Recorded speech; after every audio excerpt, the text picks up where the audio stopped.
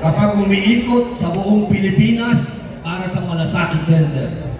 Mga kababayan, ang ating susunod na magsasalita, Kuya Philip Epektibo Salvador! Hey, hey, hey, hey, Mr. Epektibo.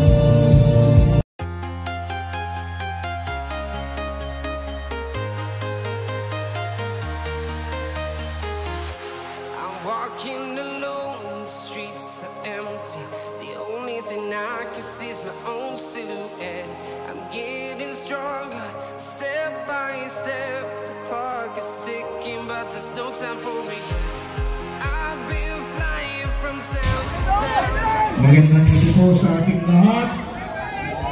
Sambayanang Pilipino! Sa Lunes, Mayo 12, araw ng pag-uusga. Ang mag-uusga, kayong lahat, kayong sambayanang Pilipino. Ano ang nasa mga puso niyo? Ano ang nasa isip niyo? Ako, alam ko na hindi kayo matatakot at magpapatakot doon sa kabila. Duterte kayo o hindi? Duterte kayo o hindi? Mahal niyo ba si Tatay Digong? Mahal niyo ba si Bibi Inday? Totoo ba yan? Kahit ano mangyari, hindi tayo magpapabili. Pag pinagyan kayo, tanggapin nyo. Ang pamilya din yan. Pero ang kinabukasan ng mga kabataan, nakita nyo kanina. Nakita nyo kasama ni Senator Robin Hood Padilla. Nakita nyo kung sino ang mga nangangailangan ng magandang kinabukasan. Kayo po ang kailangan namin! Salamat po. Salamat po! Sino ang kailangan nyo? Kayo po! Ang mga nambubulol o ang Duterte din? Isigaw nila! Hindi ko marinig ang likuran! Isigaw nila! Isigaw nyo ba yan? Bayaan yung marinig nila! Dahil alam ko, alam namin lahat, nangangatog na sila.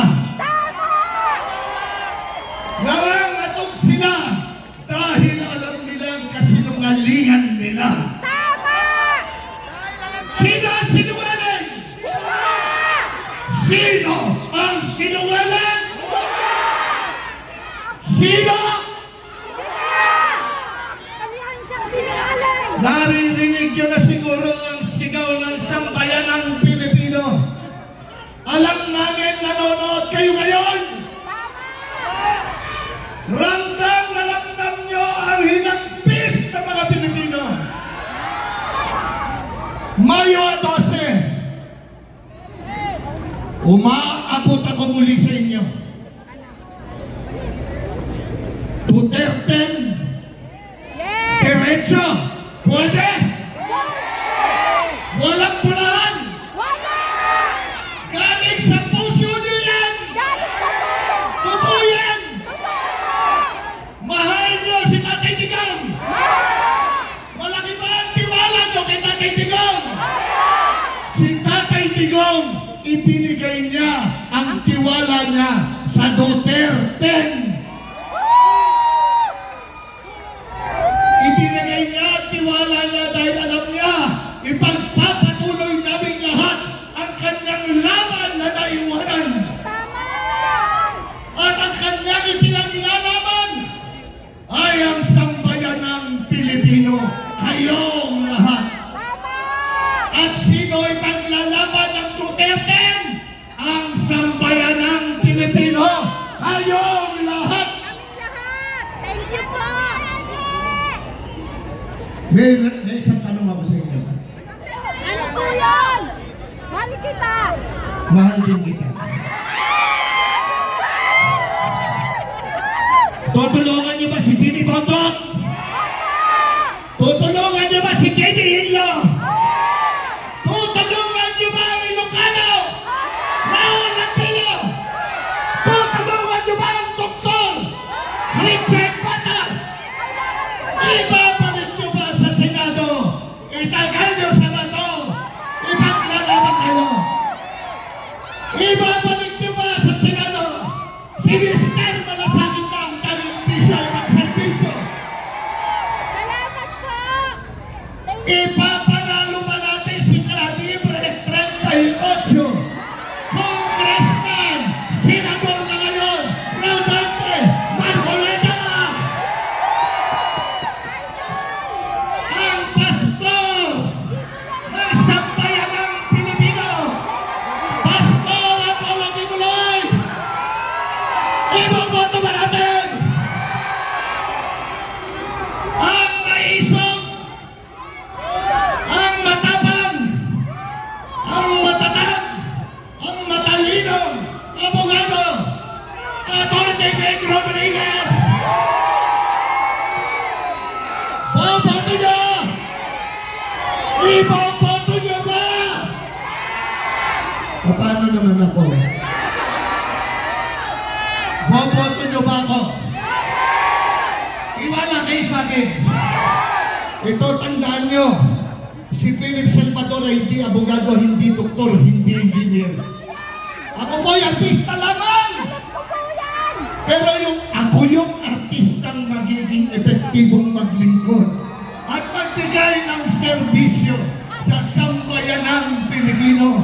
Kandidato bilang Senador ng Republika ng Pilipinas, numero 58 sa Balona! Duterte! Duterte! Duterte!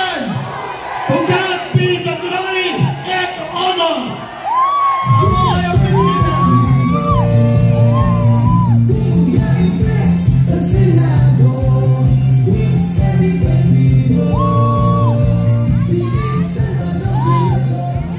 Maraming salamat po sa ating mga magigiting na mga kandidato. Picturean mo kami ng idol ko! Mga kababayan, matagal na po tayong nangangarap ng pagbabago.